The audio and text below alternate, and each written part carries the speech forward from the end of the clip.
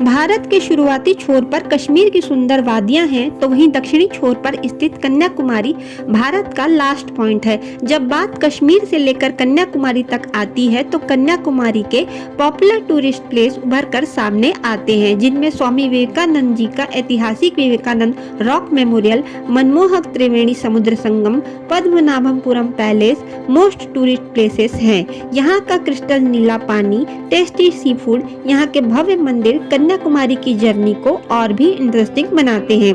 कन्याकुमारी आने के लिए बाई ट्रेन सबसे कन्वीनियंट ऑप्शन रहता है और बाई रोड भी यहाँ आसानी से पहुँचा जा सकता है। चेन्नई, मदुरई, त्रिपल्ली, त्रिवेंद्रम, रामेश्वरम जैसे बड़े बड़े शहरों से यहाँ के लिए सीधी बस की सुविधा भी मिल जाती है।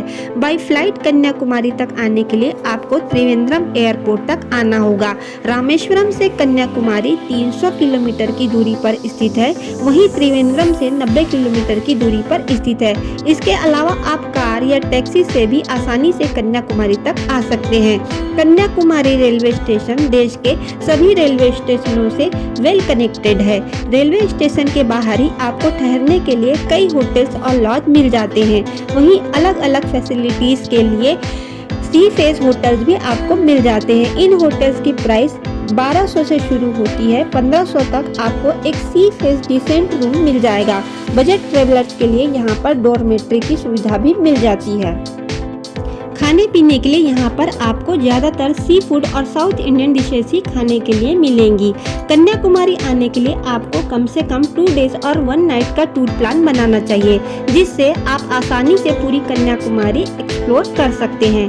कन्याकुमारी के फेमस मोस्ट विजिटेड प्लेसेस में से एक है स्वामी विवेकानंद रॉक मेमोरियल। वहां तक जाने के लिए फेरी से जाना होता है।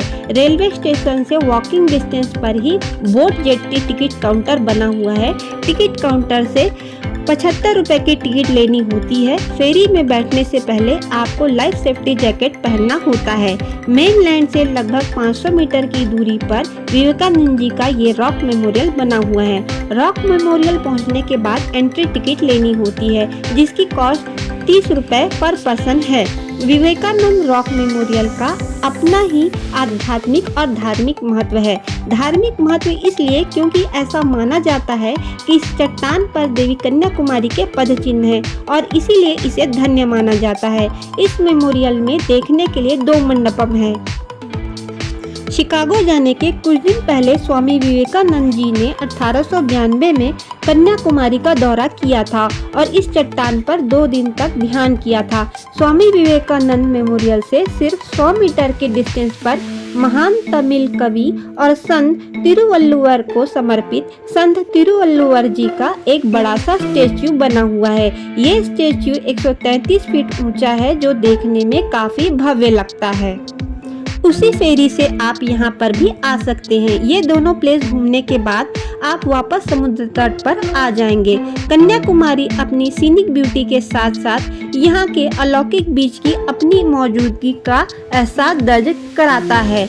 ये बीच विवेकानंद रॉक मेमोरियल से थोड़ी ही दूरी पर है। यहाँ पर Indian Ocean, Bay of Bengal और अरेबियन सी, इन तीनों समुद्रों का पानी एक साथ आकर मिलता है, इसलिए इसे त्रिवेणी संगम भी कहा जाता है। तीनों समुद्रों के पानी का फर्क यहाँ आप साफ देख सकते हैं। यहाँ पर आप सनराइज और सनसेट भी एंजॉय कर सकते हैं। यहाँ पर बने बीच मार्केट में आप शॉपिंग भी कर सकते हैं।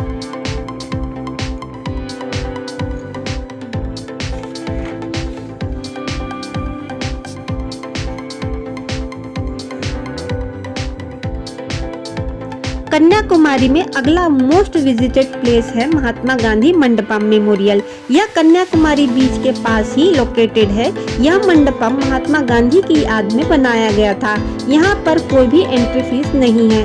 महात्मा गांधी की अस्थियों को कलश में रखकर कन्याकुमारी के इसी स्थान पर दर्शनों के लिए रखा गया था।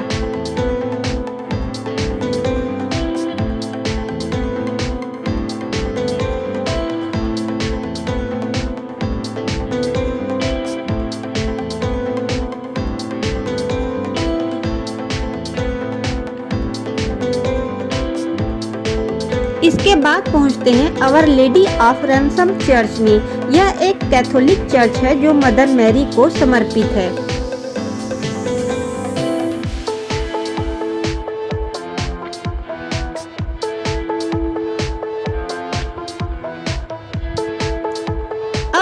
आ गए हैं कन्याकुमारी टेम्पल में। इस टेम्पल को भगवती कन्याकुमारी अम्मन टेम्पल के नाम से जाना जाता है।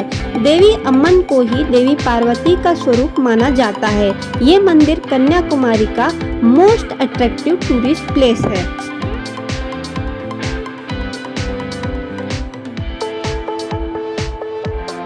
अब हम आ गए हैं पद्मनाभपुरम पैलेस में। कन्याकुमारी से 33 किलोमीटर की दूरी पर स्थित ये पैलेस दुनिया के सबसे टॉप और सबसे बड़े ऐतिहासिक पैलेस में से एक है।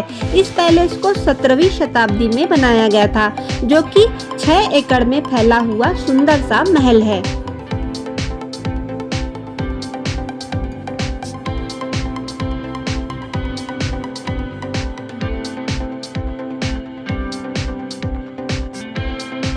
कन्याकुमारी में विजिट करने की खास जगहों में से एक है थिराप्पारप्पू वाटरफॉल। ये वाटरफॉल लगभग 50 फीट ऊपर से गिरता है और देखने में काफी शानदार दिखाई देता है। यहाँ पर आप बोटिंग और कुछ फन एक्टिविटीज भी कर सकते हैं। यह वाटरफॉल कन्याकुमारी से 50 किलोमीटर की दूरी पर स्थित है। अगला डेस्टिनेशन है श्री थन्नुमलयन स्वामी टेम्पल। लगभग 2 एकड़ में फैला ये मंदिर कन्याकुमारी के टॉप 5 टूरिस्ट अट्रैक्शन में से एक है। इस मंदिर की खास बात यह है कि मंदिर के कुछ स्तंभों में से संगीत की धुन सुनाई देती है और साथ ही साथ मंदिर की एक मूर्ति के कान आर पार है।